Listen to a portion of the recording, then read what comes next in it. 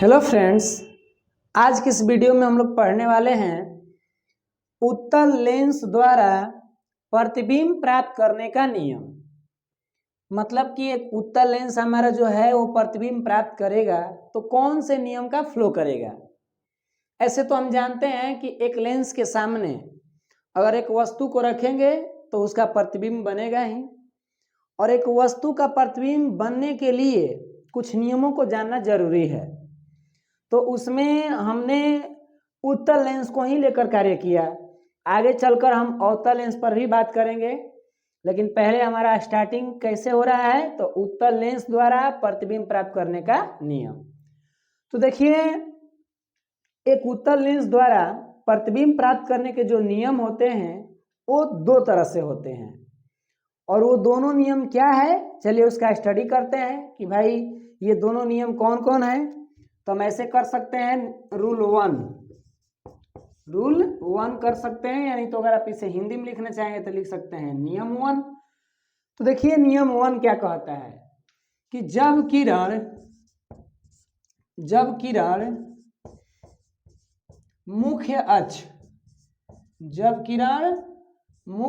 अक्ष ऐसे, हमने तो अभी पीछे जो हमारा वीडियो था उसमें हम लेंस से संबंधित बहुत से पदों के बारे में पढ़ लिया। उसमें से एक पद का नाम था मुख्य अक्ष। तो हमारा नियम वन में क्या है कि जब किरण मुख्य अक्ष के समांतर आपतित हो, मतलब कि अगर कोई किरण है और वह मुख्य अक्ष के समांतर आ रही है। कैसी किरण है तो प्रकाश की किरण है। अब यहाँ प्रकाश नहीं लिख पाए लेकिन हम लोग को समझना होगा। तो नियम वन अगर हमें देखें तो क्या लिखा हुआ है, जरा रिपीट कीजिए। जब किरण मुख्य अक्ष के समांतर आपतित हो, और ये नियम किसमें है, उत्तल लेंस के अंतराल में। थोड़ा इसको देखिए, हाईलाइट कर देते हैं कि बातों को आप समझा कीजिएगा कि उत्तल लेंस का ही बात हो रही है, नहीं तो देखिए अवतल लेंस में कुछ अलग होगा कार्य, इसमें कुछ अलग होगा। तो पहले इसको हम पढ़ लेते हैं और इस नियम को मतलब अच्छे ढंग से समझ भी लें। आखिरकार पढ़ेंगे तो समझ कर ही, नहीं तो देखिए अगर हम नियम नहीं जानेंगे तो आगे हमारा टॉपिक आएगा कि उत्तल लेंस द्वारा विभिन्न प्रकार के प्रतिबिंब निर्माण, और प्रतिबिंब निर्माण जैसे ही पढ़ेंगे ना तो ये नियम हमारे लिए एकदम वरदान साबित होगा। मतलब कि अगर हमको ये नियम की जानकारी नहीं होगा तो उत्तल लेंस में प्रतिबिंब का निर्माण गड़बड़ कर देंगे। इसीलिए पहले छत पर पहुंचने से ज्यादा जरूरी है कि सीढ़ी पर चढ़ते समय ध्यान दें, अन्यथा हम लोग गिर जाएंगे। तो देखिए हमारा ये लेंस का चित्र हो गया, उत्तल लेंस का, और इसका मुख्य अक्ष है। और यहाँ हमारा क्या होता है, प्रकाशीय केंद्र। लेंस का नाम को हम L' कर दें, और ये हमारा मुख्य अक्ष है। नियम वन कहता क्या है कि जब किरण मुख्य अक्ष के समांतर, तो मुख्य अक्ष यही ना है जी, मेरा यही ना मुख्य अक्ष है, ये जो पाई पार रहे हम यही है, इसी के समांतर की बात हो रही है। तो समांतर कहने का मतलब इस तरीके से किरणें जा रही है, ऐसे ये हमारा किरणें क्या हो रही है, जा रही है। तो दिखा दीजिए डायरेक्शन ऐसे, ताकि समझ में आए कि भाई किरणें जा रही है। थोड़ा हाईलाइट कर लीजिएगा, ठीक। तो देख लीजिए इस नियम में होता क्या है, यही मेन जरूरी बातें समझनी है। जब किरण मुख्य अक्ष के समांतर आपतित होती है तो लेंस से अपवर्तन के बाद मुख्य फोकस से होकर गुजरती है, मतलब ऐसे, और ये जहां पर कट करती है वो बन जाता है क्या, मुख्य फोकस। अगर इस नियम को हमको आगे बढ़ाना होगा, रूल नंबर वन को आगे लिखना होगा इस तरीका से, जो लिखे ना आपतित हो, तो इसमें नियम को लिखते समय क्या बोलेंगे, कुछ बातों को बढ़ा चढ़ाकर, कि जब प्रकाश की किरणें मुख्य अक्ष के समांतर आपतित होती है तो लेंस से अपवर्तन के बाद मुख्य फोकस से होकर गुजरती है। पहला नियम में हमें यही बात याद रखना है। कसम खा लेना है उत्तल लेंस में कि अगर कभी भी किरण मुख्य अक्ष के समांतर आए तो अपवर्तन के बाद मुख्य फोकस से होकर गुजरेगी। अब कसम खाइए, भोजन वोजन बाद में खाइए, पढ़ाई का कसम खा लीजिए, क्योंकि ये हमारे लिए काफी जरूरी है। खाना भी उतना ही जरूरी है, बट उसके साथ साथ अपना ज्ञान को भी तो देखना है ना। ये ना कि खाकर बस खाली शरीर बनाइए और ज्ञान के लिए मंदबुद्धि हो जाइए, तो अच्छी बात नहीं है। तो इस तरीका से हमने नियम 1 को समाप्त किया। अब हेडिंग डालेंगे नियम 2। तो आप इसे चित्रों को बना लें और स्क्रीनशॉट लेना है तो ले लीजिए।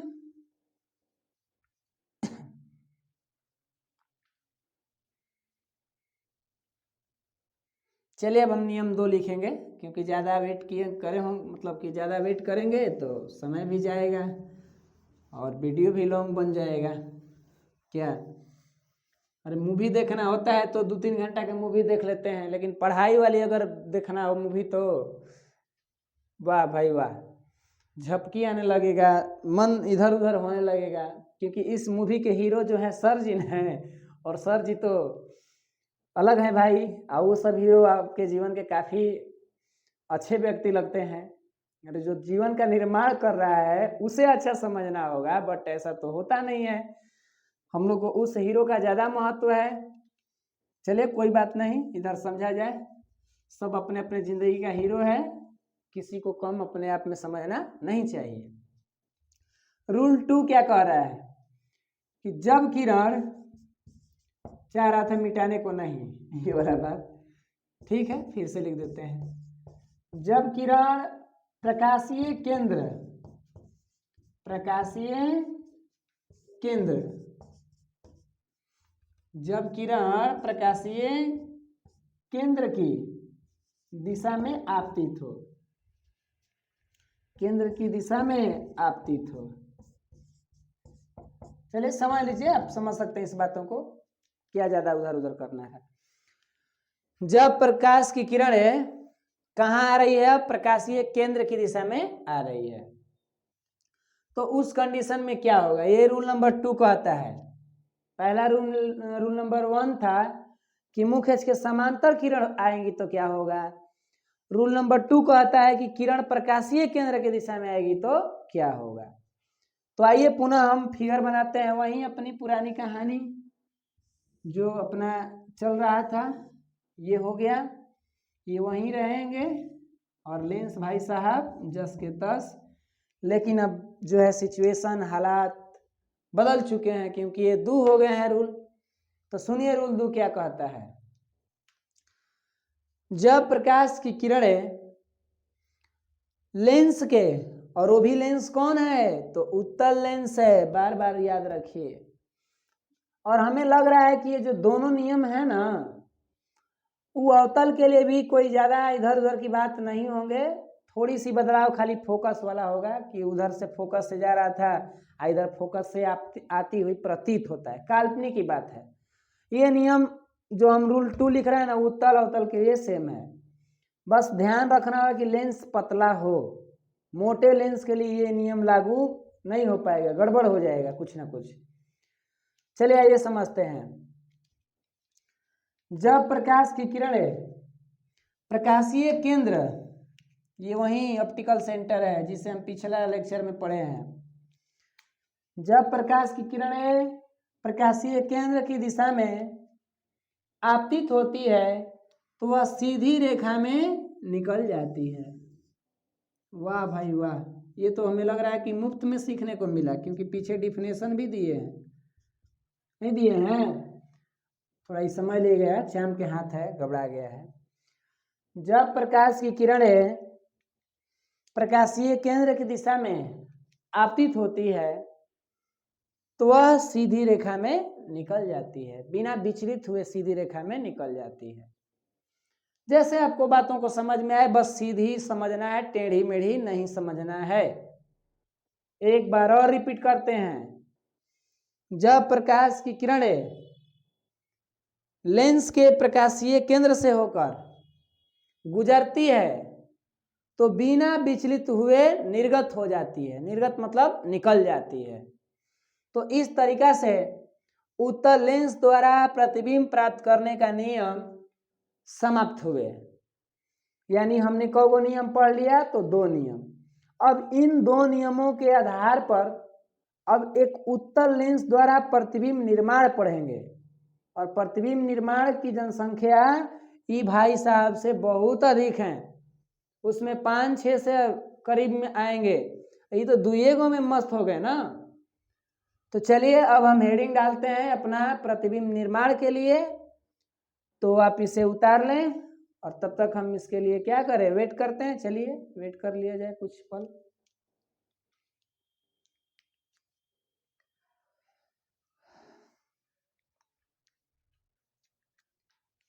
चलिए मिटा देते हैं और न्यू टॉपिक पर बात किया जाए। ज़्यादा वेट मत कराइए हमको, इंतज़ार जो करना होता है उसमें दूसरा मेहनत करके आगे निकल जाएंगे।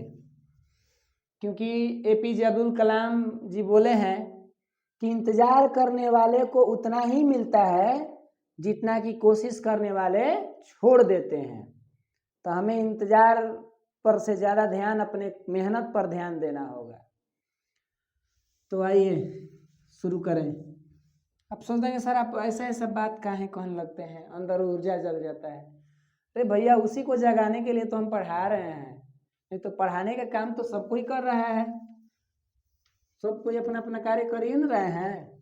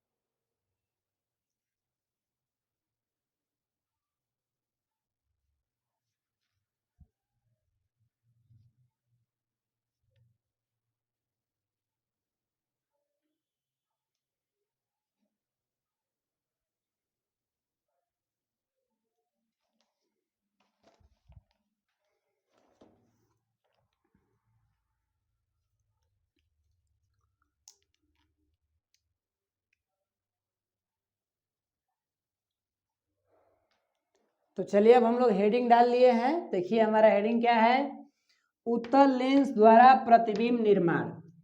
हमने अभी ही बात कहा कि उत्तल लेंस द्वारा प्रतिबिंब प्राप्त करने का नियम और निर्माण ये अलग चीजें है ना। तो आइए इसके बारे में अब हम स्टार्टिंग करते हैं कि आखिरकार उत्तल लेंस वस्तु का प्रतिबिंब कैसे निर्माण कर देता है। तो पहली ये बात समझ लीजिए कि एक उत्तल लेंस, मान लीजिए ना कि ये मेरा जो दोनों ये मार्कर है ये उत्तल लेंस है, ये मेरा वस्तु है। तो उत्तल लेंस के सामने अलग अलग स्थान पे रखे, अगर मान लीजिए यहाँ रखे हैं तो इसका प्रतिबिंब कुछ अलग बनेगा। थोड़ा हम बदल दिए जगह तो क्या सेम वही प्रतिबिंब रहेगा कि बदलाव में आएगा कुछ ना कुछ। तो वही बात हम बोलने जा रहे हैं कि उत्तल लेंस के सामने भिन्न स्थानों पर वस्तु रखते हैं तो विभिन्न प्रकार के प्रतिबिंब प्राप्त होते हैं। अभी क्या समझ में नहीं आया, चलिए थोड़ी सी बातों को और सिंपल में मतलब बोलते हैं। जब एक उत्तल लेंस के सामने अलग अलग स्थानों पर वस्तु को रखा जाता है तो उसका प्रतिबिंब अलग अलग प्रकार से प्राप्त होता है, जिसके लिए हमारा जो प्रतिबिंब प्राप्त करने का कार्य है वो अलग अलग है। तो भाई देखिए कौन कौन है। तो स्टार्ट करें कि आखिरकार उत्तल लेंस के सामने कहाँ कहाँ वस्तु रखेंगे। उस बात के लिए हम अब कारण पढ़ते चलेंगे कि पहले कारण वस्तु कहाँ है, फिर दूसरा कहाँ है। तो हम इस बात को अपना लिखते समय हैं लिखेंगे, जैसे ही हम ये बोल रहे हैं ना, ऐसे लिख लीजिएगा कि एक उत्तल लेंस के सामने भिन्न भिन्न स्थान पर वस्तु को रखते हैं तो उसका प्रतिबिंब निम्न प्रकार से प्राप्त होता है। और तब हम स्टार्ट करेंगे नंबरिंग डालकर। पहला, जब वस्तु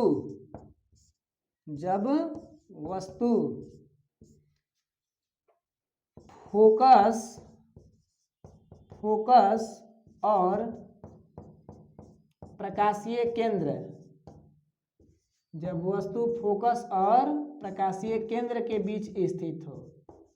अब इतना लंबा चौड़ा हम लिख दिए हैं, अगर आप शॉर्ट में लिखना चाहेंगे ना तो फोकस के लिए F का प्रयोग कर लेंगे, मुख्य फोकस, एंड प्रकाशीय केंद्र के लिए O।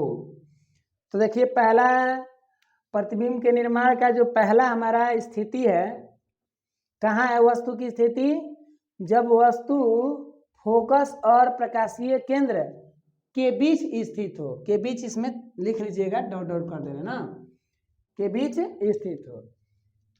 यानी ये हमारा शर्त हो गया कि वस्तु को हम कहाँ रख दिए हैं। पहले हमको शर्त दे दिया, शर्त में क्या दिया कंडीशन में कि वस्तु F और O के बीच में रहे। तो उसके लिए हमारा उत्तल लेंस प्रतिबिंब कैसे निर्माण करेगा? तो चलिए आइए हम इसको चित्र के माध्यम से समझेंगे, तब कुछ बातों को लिख लेंगे। पहले हमारा हेडिंग हो गया, चित्र बनाएंगे और चित्र के नीचे बातों को लिखेंगे समझने के बाद। ये नहीं कि पहले ही छाप लीजिए, नहीं, हमको ये अच्छा नहीं लग रहा है, पहले समझ लिया जाए। इस बात को ध्यान रखिएगा कि वस्तु कहाँ है, बताइएगा जब चित्र बना लेंगे तब।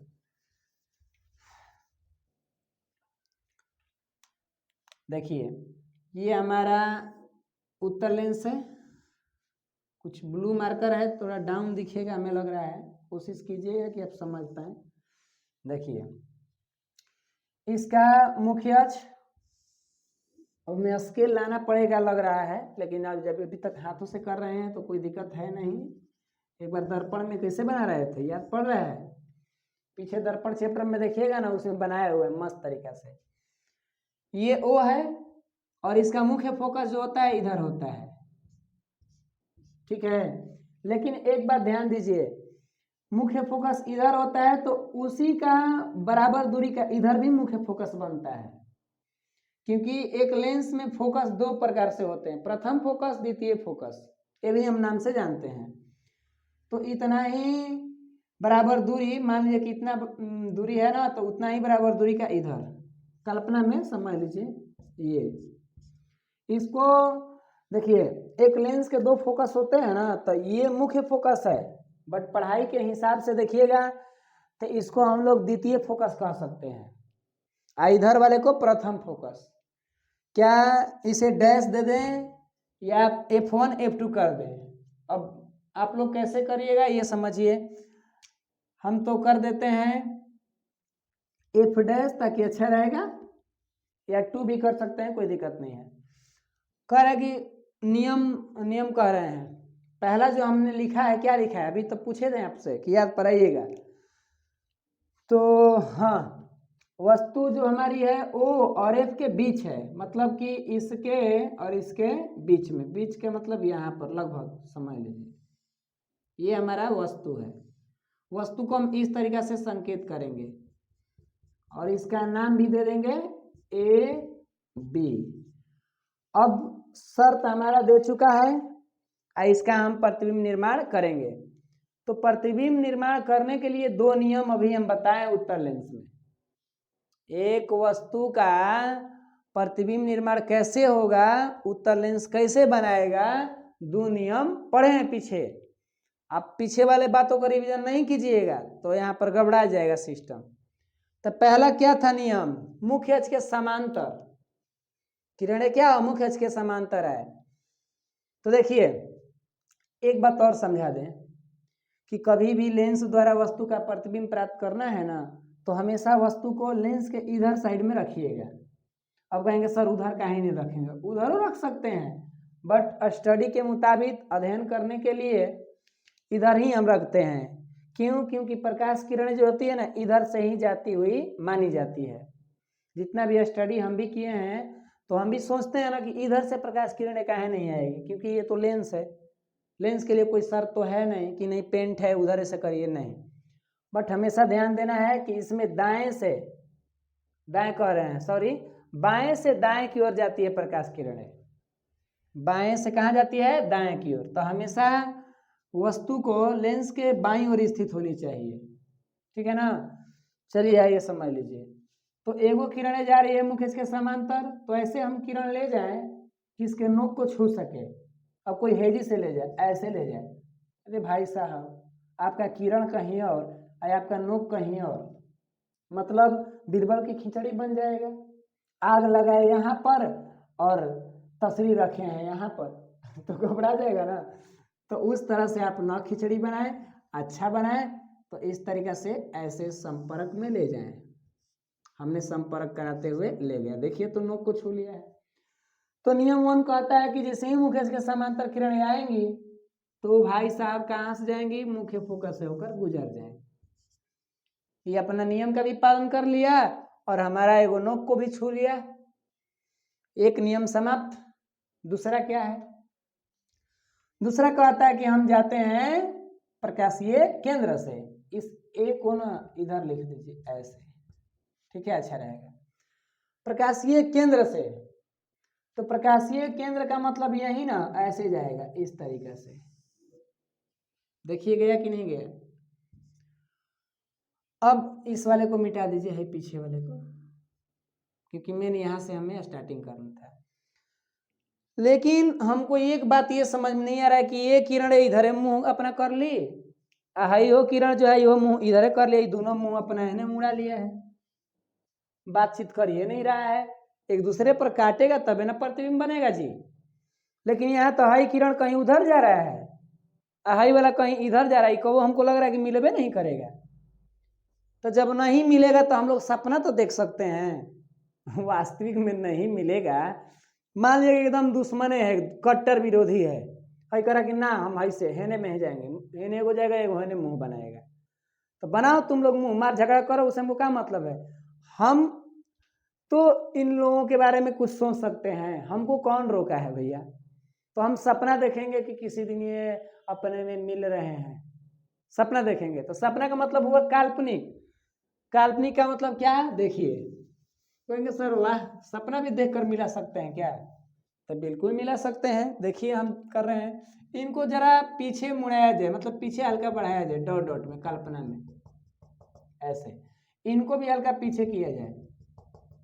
देखिए देखिए जरा, क्या यहाँ पर काट रहे हैं कि नहीं काट रहे हैं? सपना में देखे तो कहीं काट रहा कि नहीं है? और इन्हीं का कटान जहाँ हो रहा है वहीं पर प्रतिबिंब का क्या हो रहा है? निर्माण।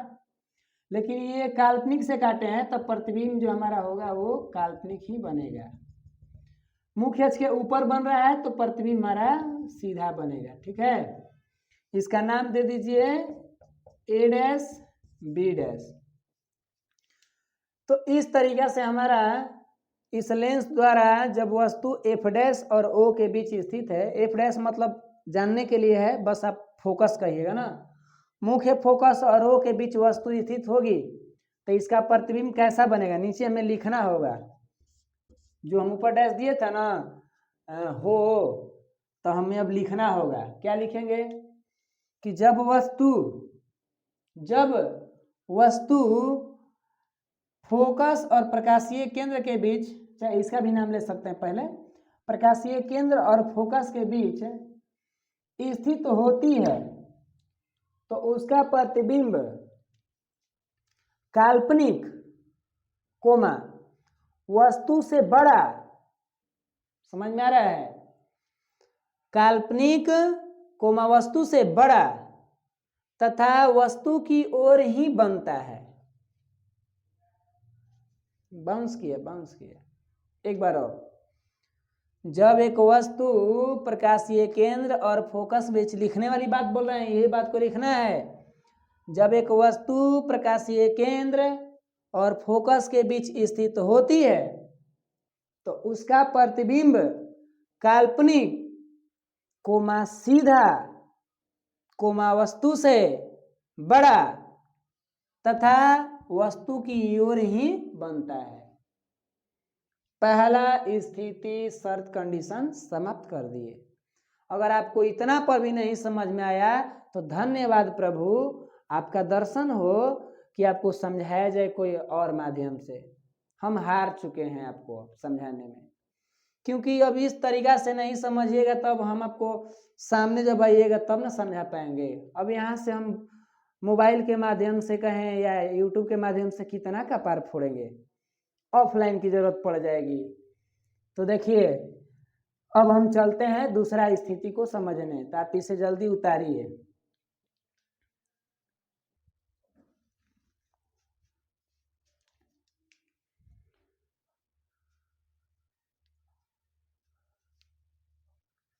चलिए तब शुरू किया जाए। मिटाते हैं इस बात को कि भाई अब काम हमारा समाप्त हुआ।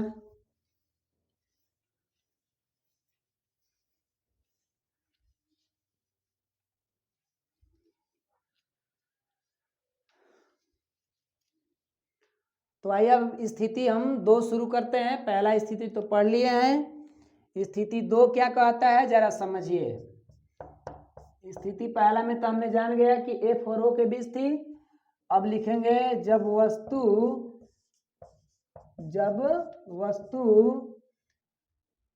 लेंस के फोकस पर स्थित हो।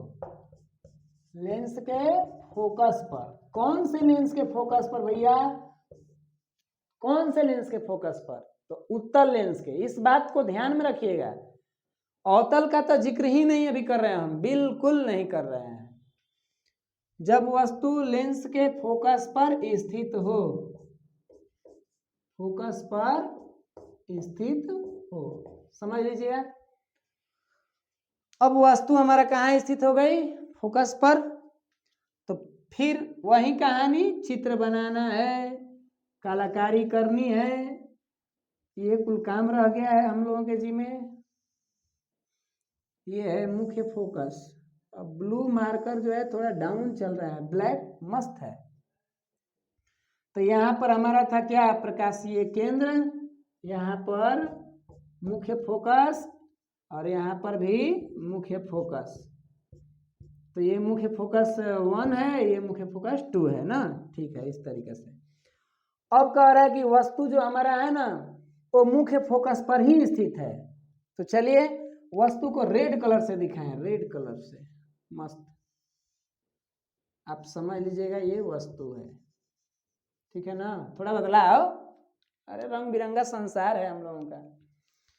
तो देखिए अब क्या होगा कालिया, वस्तु तो फोकस पे ही रखा गई। पहले तो हम कुछ बात कर रहे थे कि नहीं हेजी थी इधर उधर, तो नियम तो पता है। पहला नियम मुख्य के समांतर आपतित किरण है, नियम नहीं भूलना है। कितना भी महान हो जाए माता पिता को और गुरु को नहीं भूलना है, वो तो हमारा कल्याण वाले व्यक्ति हैं। तो देखिए ये हमारा जा रहा है, नोक को भी छू लिया और कसम तो खाया ही है, फोकस से होकर गुजरेंगे। बहुत मस्त भैया, गुजरो, हो गया। एक का कहता है कि नोक को भी छू के चलें और प्रकाशीय केंद्र को भी। तो आइए स्टार्ट करते हैं। ये है हमारा ऐसे। तो ये क्या, ये तो स्पष्ट रूप से समांतर दिख रही है। समांतर का मतलब कि एकदम आगे समांतर की ओर जा रही है। तो समांतर जब आगे की ओर जा रही है तो सपना देखना भी लोग के लिए मुश्किल हो गया। पिछला वाला में तुमने सपना भी देख लिया ना। ये कह रहा है कि हम मुंह नहीं घुमाएंगे, दोनों में इन लोगों का कंपटीशन बराबर का हो रहा है। इहो अपना परीक्षा में टेस्ट में 30 नंबर लाया तो इहो लाया, ये 25 लाया तो इहो लाया, यानी दोनों समांतर जा रहा है। और समांतर रेखाएं कभी भी आपस में नहीं मिलती। अब सपना में भी नहीं मिलेगी, सपना देखना छोड़ दीजिए दिन में, पीछे भी अगर हम करेंगे डॉट डॉट से भी तो नहीं मिलेगी। यानी कि अब हम सपना देखेंगे किसी जन्मों में मिलेगी, अनंत, कोई जन्म में मिलेगी तो कोई जन्म हमारा क्या है? अनंत है, अनडिफाइंड। तो इस तरीका से यहाँ पर हम लिखना चाहेंगे तो क्या लिखेंगे? जब वस्तु उत्तल लेंस के मुख्य फोकस पर स्थित होती है तो उसका प्रतिबिंब अनंत पर कोमा वास्तविक कोमा वस्तु से बहुत बड़ा बनता है। लास्ट वर्ड में तथा लिख देंगे, तथा वस्तु से बहुत बड़ा बनता है। अब कहेंगे क्या सर, फिर से एक बार बोलिए ना, अजीब बोल दिया, अच्छा नहीं लगा। चलिए, वो सब घालू था, प्रसादी अब मिल रहा है। जब एक वस्तु को उत्तल लेंस के मुख्य फोकस पर रखा जाता है तो उसका प्रतिबिंब अनंत पर बनता है। कैसे लिखेंगे? उसका प्रतिबिंब अनंत पर कोमा वास्तविक तथा, अरे भैया तथा भी नहीं, कोमा उल्टा तथा वस्तु से बहुत बड़ा बनता है। अब कहेंगे सर अनंत पे बनता है तो आप कैसे देख लिए कि वो वास्तविक था, बड़ा था, छोटा था, कैसे देख लिए? तो आइए आपको हम एक एग्जाम्पल के तौर पे समझाते हैं कि हम भी नहीं देखे हैं अनंत पर कहाँ गया। अनंत मतलब इसका कोई अंत ही नहीं, तो कैसे वैज्ञानिक जान गया कि वस्तु बड़ा है, वस्तु वास्तविक है? ये कैसे जान गया? उल्टा है, ये कैसे समझ में आया? तो ये बताइए कि जो हमारा तारा होते हैं या सूर्य की एग्जाम्पल है, सूर्य जो है हमारे लिए वो नजदीक है या हमारे लिए बहुत दूर है? तो आप कहेंगे कि बहुत दूर है। उनसे भी बहुत दूरी में कहेंगे तो तारा, ऐसे भी सूर्य भी तारा ही है, बट उसकी हम बात नहीं कर रहे हैं। सूर्य से हट के जो तारा हैं, तो ऐसे तारा हैं जिनकी दूरी हमें पता नहीं है, अनंत है। क्या उन तारा के पास अगर हम जाएं तो क्या वो छोटा होंगे कि बहुत बड़ा होंगे? ये बताइए।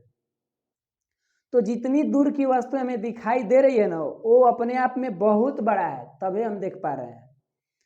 यानी कि इतनी बड़ा है, तारा हो या सूर्य हो, इतना बड़ा है कि आपकी पृथ्वी उसमें समा जाएगी, कई गो पृथ्वी समा जाएंगे। तो इस तरीका से वस्तु तो बड़ा हो गया, ये तो समझ में आ गया। दूसरी बात कि जो वस्तु है क्या वो रियलिटी में है ही ना? सूर्य है ही कि नहीं? तो वास्तविक है। और बात आया उल्टा का, तो उल्टा का मतलब आसमान की चीजें जो होती हैं वो उल्टा सीधा का अनुभव नहीं कर पाती हैं क्योंकि गोल है। तो वैज्ञानिक के आधार पर एक्सपेरिमेंट भी किया जाएगा लेंस माध्यम से, तो हमें उसे उल्टा ही प्रस्तुत होता है। क्यों? क्योंकि लेंस के जितना दूसरी ओर वस्तु का इमेज बनेगा वो सब उल्टा, सब के सब वास्तविक, ये दोनों नियम का फॉलो करेंगे। बड़ा छोटा, बड़ा छठा, छठा करें, बड़ा छोटा, ये तो वस्तु की स्थिति पर निर्भर करेगी। तो चलिए, अब हम एक ही वीडियो में सभी को क्लियर नहीं कर पाएंगे, इसके लिए अब हमें अगले वीडियो का इंतजार करना होगा, क्योंकि इतना लॉन्ग टॉपिक बन जाएगा कि दिक्कत हो जाएगा। तो आज के लिए बस इतना ही रहेगा, मिलते हैं अगले वीडियो में। मस्त रहिए, स्वस्थ रहिए, खुश रहिए। जय हिंद, जय भारत।